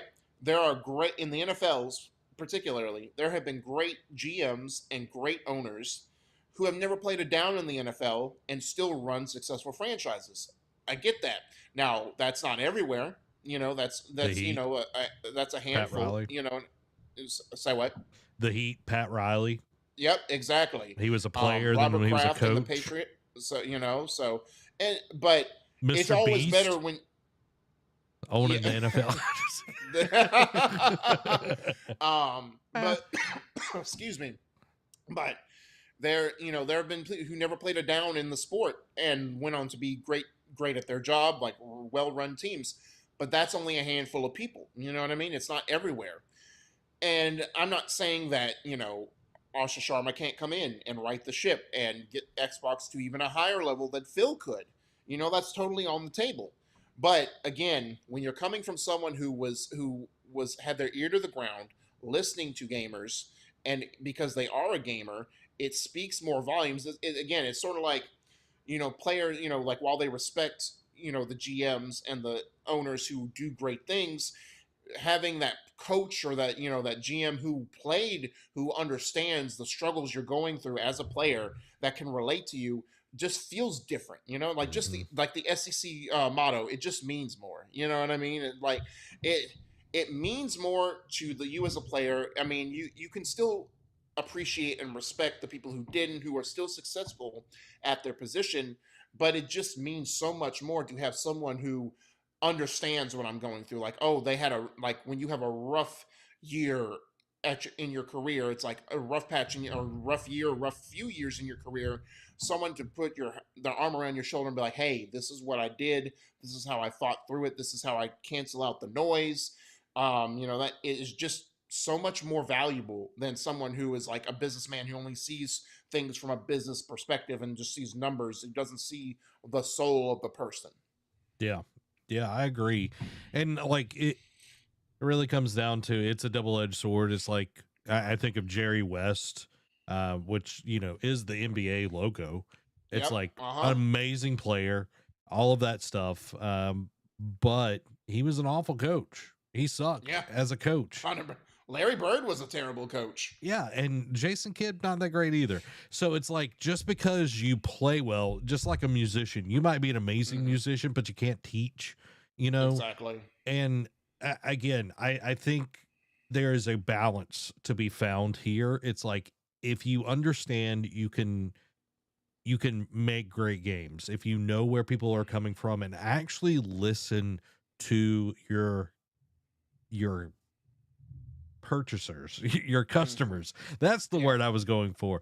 If you actually listen to the customers, and not just the people that buy one or two games a year, I'm talking about the hardcore people, the people that buy Hmm. multiple games a year, that have Game Pass, and then even go past that, and it's like, oh, I really like this game, I'm going to buy it so I have it, so when it goes off of Game Pass, blah blah blah blah blah. So it's just a very interesting position that Asha has found herself in, because of Hmm. who she is following. Because I know Jack Trenton didn't play. Sean Yeah. Layden, I don't think, played either. I know Much. Shuhei did, but Yeah. that was his whole thing. Gio Corsi as well, Oh but yeah. it's it also kind of just depends on who the person is. So, but let's talk about AI, because that is a huge concern here, and we've had people comment about AI as well throughout the episode. So, the new Xbox leadership confirms no Microsoft pressure to increase AI use, and this is by Luke Riley at IGN. So, in an interview with Windows Central, Asha Sharma and Matt Booty explained there will be no internal pressure on developers to use AI, and that the Xbox ecosystem will not be compromised by slop. I think that with any new technology, it brings possibilities as a tool, but even more important, especially now, we need to draw lines on what we won't do, said Sharma. That's what I attempted to do when I shared my opening letter. I will not flood our ecosystem with slop. We won't have careless output. We won't have derivative work. I deeply believe in the words that I shared previously there.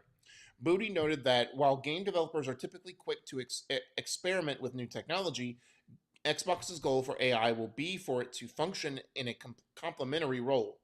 Just as a group, game developers are always eager to adopt new technology.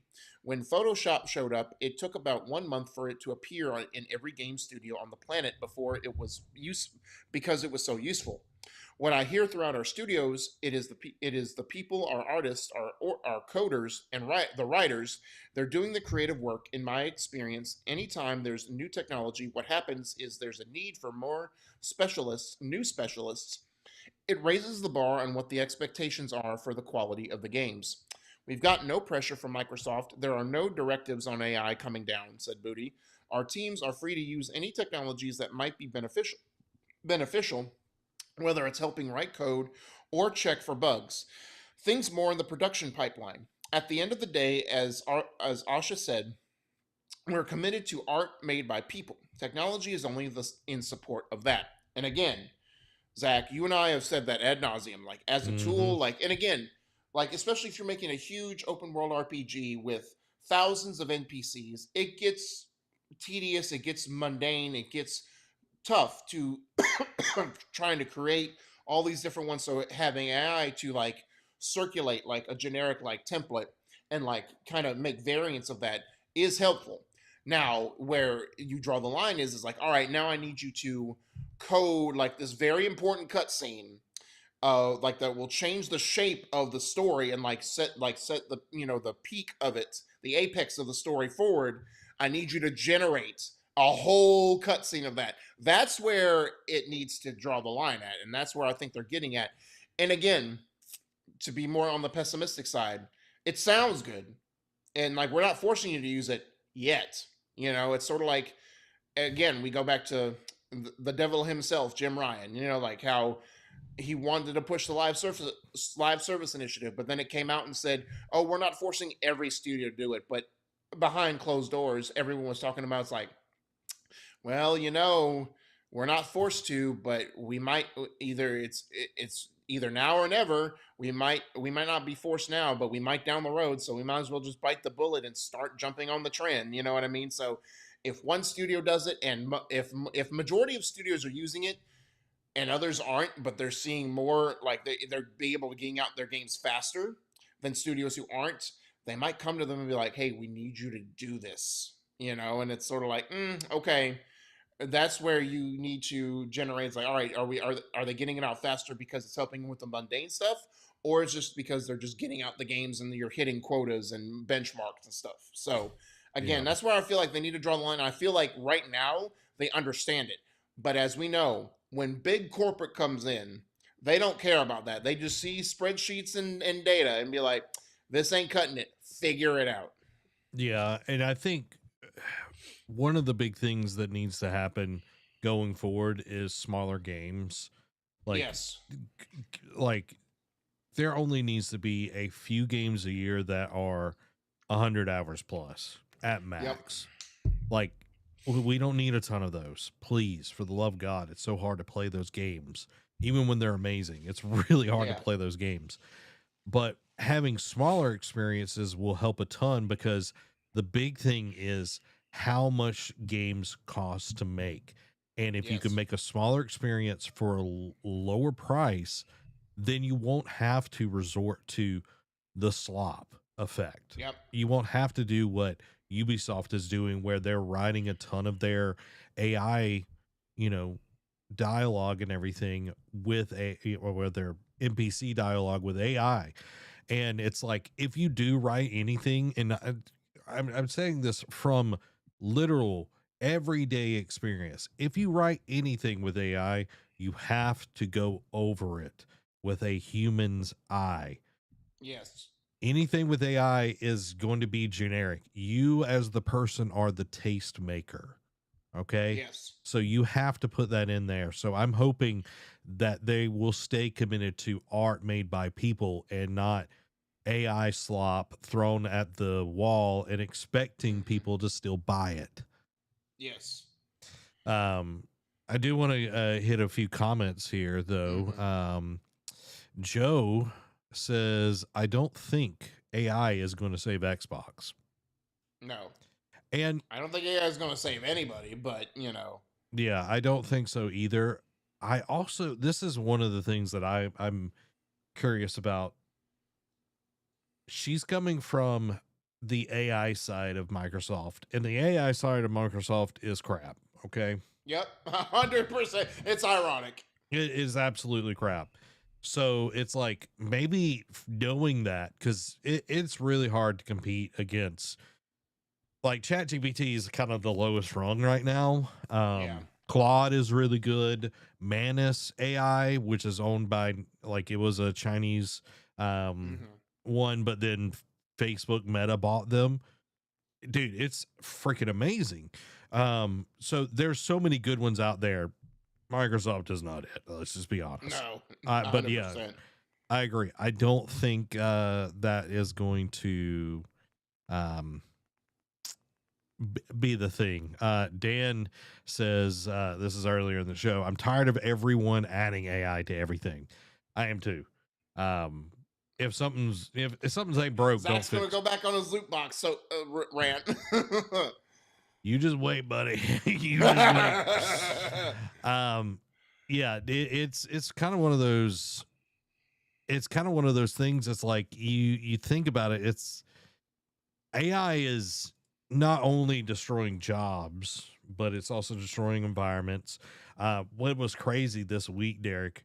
Um, Someone wrote a Substack post, Mm-hmm. and they're like a big financial and advisor or whatever. Like they write Mm-hmm. about it and everything, and they were like, okay, let's play out the next like 3 or 4 years. Like let's go to 2028, and let's say Mm-hmm. AI just keeps going, and it's like AI is going to take so many jobs, and like it was like all of these things like they Yeah. pontificated on this. It was like, okay, well, that's going to affect DoorDash because people are not going to have money for that. It's going to affect Yep. taxes. It's going to affect credit card companies because with AI they can just pay with like Bitcoin or any other kind of Yeah. cryptocurrency. So MasterCard, Visa, all of them are not making as much money. Thus, is going to affect the government because the government taxes on time and all blah, blah, blah, and all of Yep. this. Yep. And because of that article, Derek, there were so many of these companies that dropped in the stock market that day. They dropped, like IBM dropped like 13% that day. Holy cow. MasterCard, like the credit card companies dropped like 4 or 5% that day. DoorDash dropped. Like it was crazy just from a Substack post on like, it's like, hey, this might not happen. Like some of these things might not come true.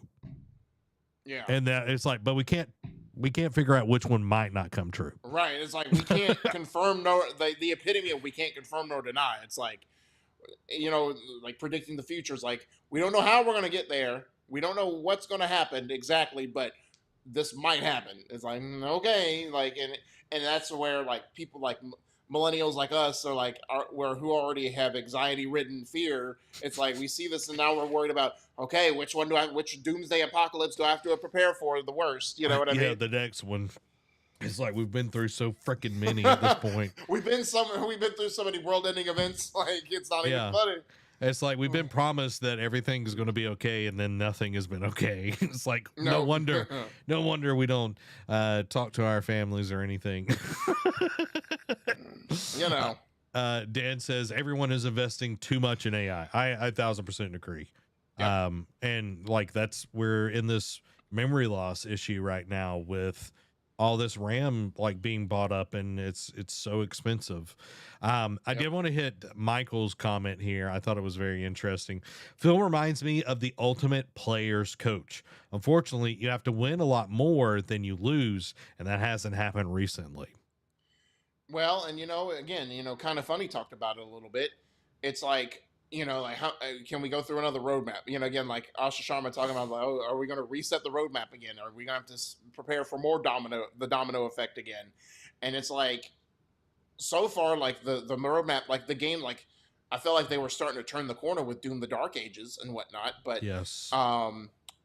again, a lot of their games that they've come out that has been part of this roadmap, like like Phase 1, Phase 2, MCU style, if you will, have been okay. Like they've been 7 and 8s. They've been solid games, but nothing that hits out of the park. Like nothing that, like, because again, Sony's like now, yes, again, even Sony doesn't knock it out of the park with a lot of their games. Like even their sequels. Like again, I as much as I enjoyed Yote, like the more like since I've been done with it for like Yeah. several months now, I still feel like if gun to my head type of deal, I would still if I had to pick between that or Tsushima, I would pick Tsushima because of the story content and like just the overall emotional impact of it as well. Not to say that Yote didn't have emotion in their story. It's just I just felt Jin Sakai's story more than I felt. Um, I almost said Erika Ishii. Atsu. That's who plays it. Atsu. Thank you. Erika Ishii is who plays Atsu. Atsu's story, and again, I think when you start hitting out of the park and hit your mode. Now, again, they've had some stumbles with Days Gone, with Dreams and whatnot. Even though Dreams was successful with its creation mode, but the game overall as a whole did not hit it out of the park. Yep. But like you think of 2018 God of War, Ragnarok, Horizon Zero Dawn. You know what I mean? It's like Spider-Man. when they hit their stride, Spider-Man 1 and 2, honestly. So I mean, when they hit their stride, there was no looking back. And again, not to say that they haven't had missteps, but Xbox I feel like is gaining momentum, but it always feels like what's a good It feels I like had, they're riding a bike and then they take a stick and shove it in the spokes yeah, and just flip over like it when they're just going really well. They're just like, oh, this is too good for right now. right. Well, no, it's like again, another sports analogy is like the Buffalo Bills quarterback, Josh Allen. It's sort of like, when is he going to be that next step? When is he going to finally like cement himself as like an elite quarterback, right? And everything's like, this is, or like the Cowboys, it's like, this is going to be our This year. is the year. And it never takes off. It never takes off. And Josh Allen had a great year. Like his biggest threat, Mahomes, did not make the playoffs. And Josh Allen crapped the bed in the playoffs. And it's like where his top three threats in his conference did not make the playoffs. This was his prime year to make a Super Bowl run. He didn't do it. And it's sort of like when, like, that's kind of like Xbox. It's like, all right, we're building up. It's like, when are you going to take off? When are you going to be that next step? When is it going to be your year type deal? So it's a good thing. Like, yes, Phil was the Ultimate Players coach, but they needed more wins. And I feel like they went a lot of 8-8, 9-7 years. They never had 11, 12, 13 win season. Yeah. I'm trying to remember. I'm chat GPTing this. When was the last time an Xbox game was nominated for Game of the Year? I don't know. I think it was Hellblade 2, actually. I don't think so. No. No, wait. No, that's not.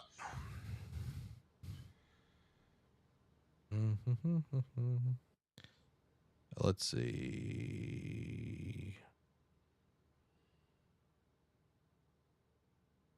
Last time, okay, when was that?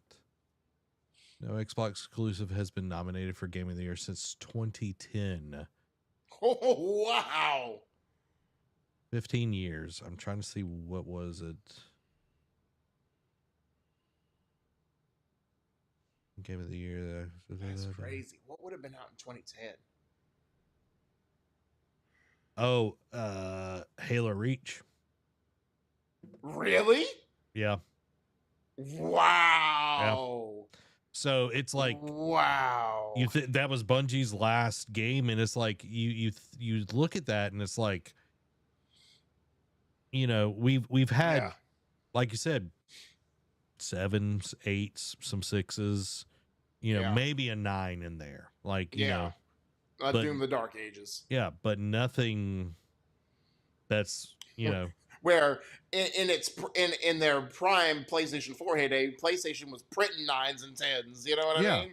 Yeah, and it's like you need to get to that place again, because, like, dude, I loved the original Gears trilogy, but 4 crap the bed. 5 was amazing. I think 5. Yeah.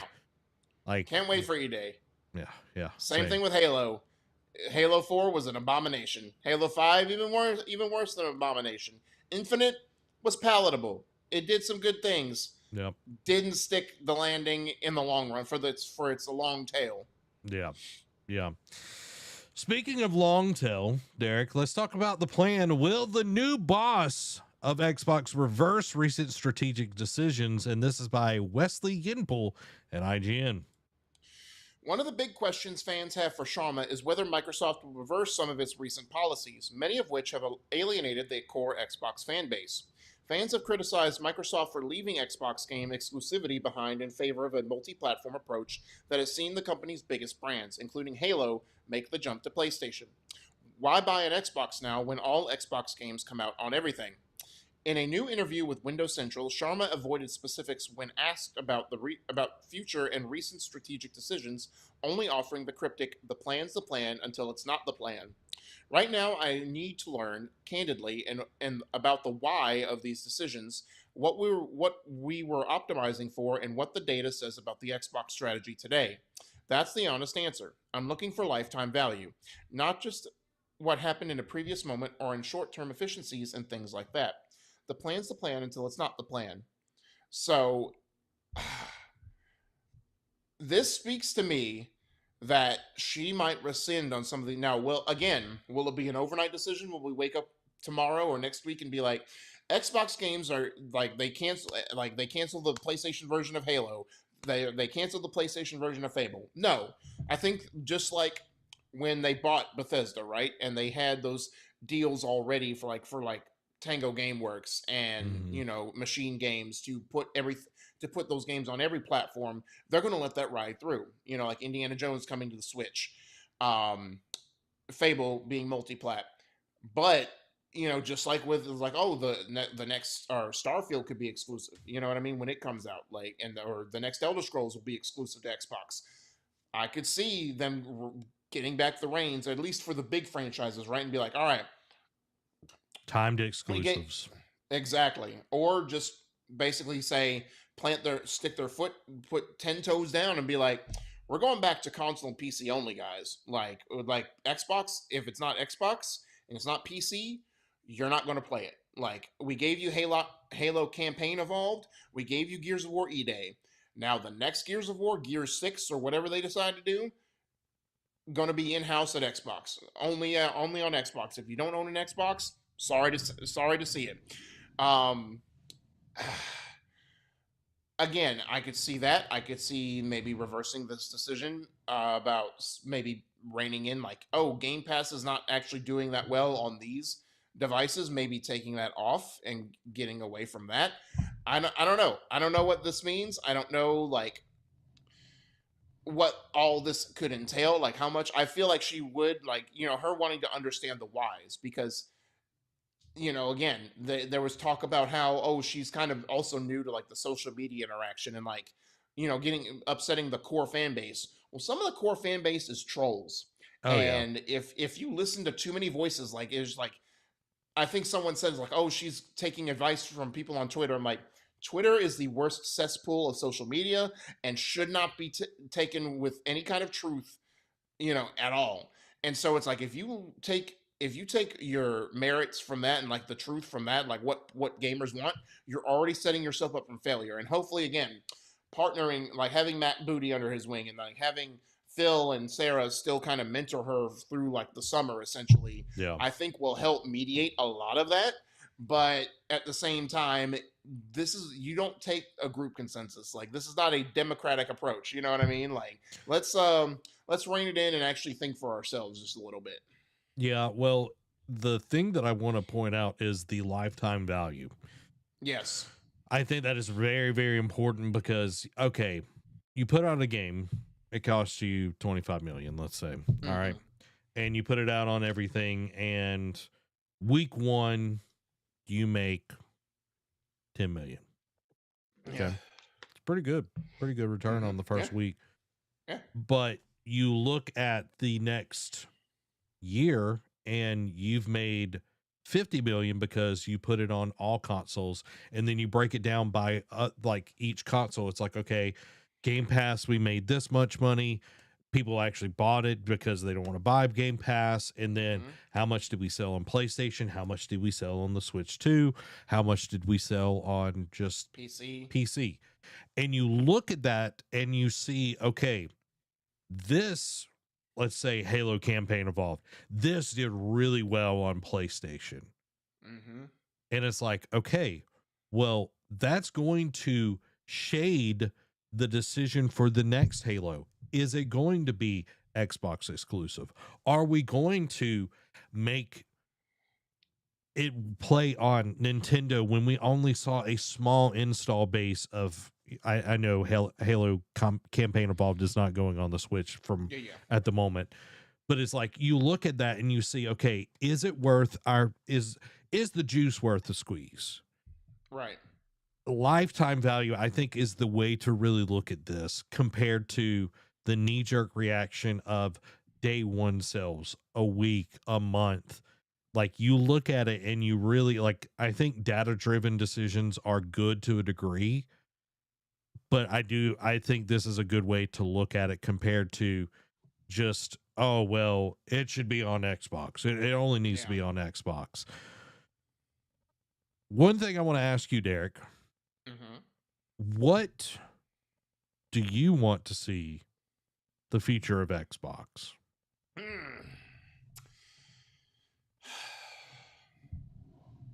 Again, it's very simplistic, but I think it speaks volumes. Like, as a gamer, as a fan of great games, go back to making great games and letting developers be developers. Like you see again, live service push aside, during the heyday of its PS4, like what made PlayStation so successful is they let creators be creators. And yes, did everything that they threw at the wall stick? No, bless you. Did everything at the wall stick? No, but the it most of it stuck more often than not. Xbox needs to do that, and I know they're right now. Xbox is doing what PlayStation 3 did, where they just kind of let people just do weird, wacky things and just hope something would resonate with fans and they could maybe push it to be the next franchise or whatever. Yeah. And I know they're letting Obsidian be like the front runner of that by just letting them make whatever. And again, a lot of Obsidian stuff has stuck, but again, quality over quantity. Like we talked about a couple weeks ago, Obsidian put out 3 or 4 games last year. That doesn't mean everyone should, and that doesn't mean you should do that all the time. Like, Yeah. yeah, Pentament's good. How much better would it have been had they let it be one of its only releases, like one of maybe at most 2 releases, right? How much better would it like Avowed? Like I know I'm higher. I think I'm higher on it than you are, but that at the very most, at the very highest, it's a solid B title, Yep. not even a B plus, like a B title. If they didn't have their focus split on Grounded and Outer Worlds 2, all that kind of stuff, like how Mm-hmm. much better would Avowed have been had they just let them given them the time to just let it gestate and make it just even better than it already is. Like we wouldn't have bad Gears of War games. We wouldn't have bad Halo games if they let the Coalition and 343 just be themselves instead of having to shoehorn in these legacy games and basically put all the pressure on them. It's like you got to continue the legacy about what Bungie and what I always forget Cliffy B's studio. Epic. Epic, yeah, Epic Games did. You got to live up to them. It's like don't put pressure on them. Don't put undue pressure on them, and don't shoehorn in your.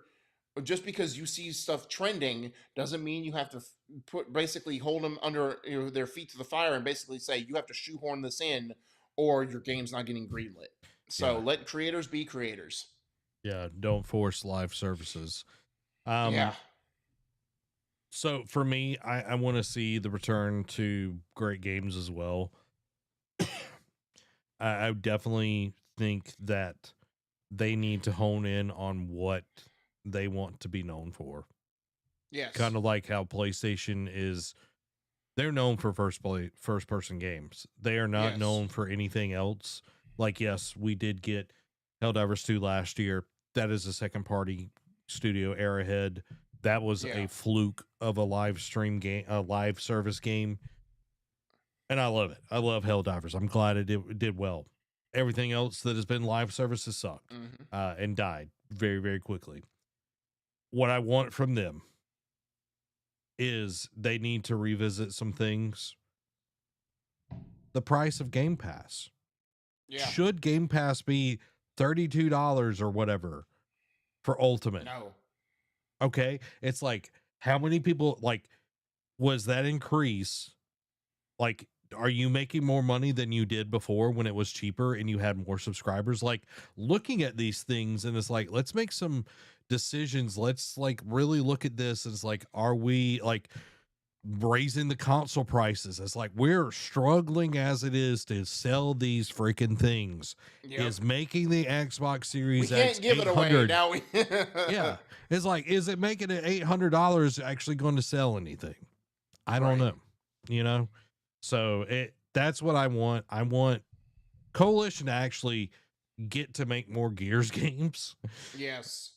Because they've literally been supporting every freaking body else and not being able to make their own stuff. So it's been quite annoying for Gears of War fans. 100%. So any final thoughts? Like that's pretty much our last article for this Xbox bonanza as we've gone through the whole night. Thank you for everyone who has stuck through this. I know it has been a long and arduous trek through all this muck we read, but any final thoughts, Zach, on Xbox and all this news? Derek, I'm going to make a prediction. Oh, here we go. Let's go. I'm going to make a prediction. Zachradamus. Yeah, there we go. That's what I'm going to call myself. I am predicting. I'm feeling from the orb. Okay, the orb is lighting my path. Okay, this new CEO, head of Xbox, is going to last 2 years. Oh, really? So in other words, you think that she's not gonna? Is it gonna be just because like she's gonna do some unfavorable things, or you think she's not gonna handle the pressure? She's not gonna. I'm not wishing this on her. Okay, Yeah, I just right. think because of her going from Phil to her, kind of like Nick Saban to whoever the Joker is right now. Yeah, Kalen DeBoer. Yeah, like he's always going to get compared to Nick Saban. He's Yep, never going to be good scrutinizing enough. Yeah, everything. never going to be good enough. And that's what's going to happen here. And because she doesn't understand gaming as well, people are going to dog her all the time. And eventually it's just going to be like, is it really worth it? Like, Yeah, like it doesn't matter how good you are at your job, the great things that you do, when you get beat down every single day by crazy people on the internet, is it worth bullied. dealing with? Yeah. Yeah, they're gonna bully her out of a job. Yeah. That's what I feel just from the week that we've had. We clearly already see that, especially like I love Ryan McCaffrey. Like he is combative though. And Yeah. him calling her out like is just a showing of what is to come. Yep. 100%. So So I just wish everyone the best. I don't. Amy, is that? I mean, hey, you called it. Like you're gonna make this a shtick, every week somehow, every some week. way. Um, but I wish everyone at Xbox the best. I Yes. wish Phil, the best at whatever he does next. I know he's retiring, whether it's just retiring or whether it is a Reggie and goes on to, do some other businesses. Hopefully not Do you GameStop. I was like, do you think Phil's going to Dude, GameStop? I promise you, if Phil takes over GameStop, I will lose my stuff. You know what I mean? I'm just like, why? Let it, Phil, do what you are for the people. Shut down GameStop. That's all I'm saying. Yeah. But to Sarah Bond, I wish you well. No matter how you ran it, no matter what people say, I wish you well on your next endeavors. Asha, I know we have our skepticism, but I wish you the best. Yes. I hope you take whatever this guidance that Matt Booty and then Sarah, however long Sarah Bond and Phil are with you, through this grace period. You take what they say with full open ears, open mind, not just closed off and just stand firm. Like I know everyone has to bow to big corporate at some point, but it's like stand your ground as much as you can until your job is threatened. You know what I mean? And then think about whether the job's for you or not. Yeah, I agree. Now, guys, we're not done yet. We got a little bit of Patreon quick hits. So it's time for the Patreon quick hits. The Patreon quick hits are brought to you by our wonderful patrons. Go support the Nerd Cave by getting your very own Nerd Cave membership to help us continue to make awesome shows just like this one. Become part of the ship, part of the crew by going over to patreon.com/nerdcave and supporting this 1.5 person business. Now, the Patreon quick hits. Starting off, Christopher Judge says T.C. Carson will voice Kratos in the God of War trilogy remake and will feature a new fighting system and new content. Ooh, you got me excited on that one. Christopher Judge also says you'll be hearing about what they're doing, them being Santa Monica proper, and Corey's team, probably in late summer. So, September state of play. We'll see. Destiny 2 Shadow and Order release delayed to June 9th as it is undergoing large revisions. Todd Howard shuts down chatter of Starfield 2.0, but says Bethesda has been doing a lot of work that they like a lot. Todd Howard says Bethesda is being incredibly cautious with AI and not using it to generate anything. Control resonant influences include The X-Files, Neon Genesis Evangelion, and more. Ubisoft Toronto has laid off 40 staff, but the Splinter Cell remake remains in development. Speaking of bad decisions, like, hey, we're going to lay off 40 staff, but don't worry, guys. The Splinter Cell remake, which you've been clamoring for forever, that will probably be crap, still on. Slay the Spire 2 reveals 4-player co-op and March 5th early access release date. Razer launches an expensive, even more premium Huntsman mechanical keyboard. Neo 3 hits 1 billion sales worldwide and is a series' fastest selling game to date. Midsummer Studios is closing down, and the co founder, Jake Solomon, shares pre alpha footage of the life sim game Burbank. Near Automata and digital shipments and digital sales hit 10 million as video teases to be continued. Pokemon Fire Red and Leaf Green are out now on Switch and Switch 2. A Pokemon Presents is airing tomorrow at 8 a.m. Central. Yves Guillemot says 2 Far Cry games are in development as he fends off questions around nepotism and his future at the company. Hey guys, don't worry about what I'm doing. We got 2 Far Cry games in development. They'll be crap, but we'll have superstar actors as the villains who won't do much. But I digress. PS5 and Call of Duty lead respective sales in a quiet January. Saudi-owned RTS takes full ownership of Evo. Chris Stockman says Saints Row franchise is dead, as Embracer has ghosted him over his ideas to revive the IP, and Embracer remains quiet on the response front. BioShock movie is reportedly being lined up to launch alongside the new BioShock game. Ubisoft appoints Assassin's Creed leadership team made of series vets. Bungie issues warning to would-be cheaters ahead of Marathon launch that they will be permabanned with no second chances. Tencent shuts down studio backing Assassin's Creed Black Flag and Valhalla's creative director. Mouse PI for Hire release date has been delayed to April 16th. The Simpsons hit and run creator Radical Entertainment is back in action as new Radical Games. Expedition 33 animator has moved to Poland to join the Witcher 4 dev CD Projekt Red. Warhorse Studios confirms Kingdom Come Deliverance director is shifting away from game development. Krafton continues AI push by promoting Kang-wook Lee to newly created Chief AI Officer role. Horizon Hunter's Gathering closed beta test is kicking off this weekend.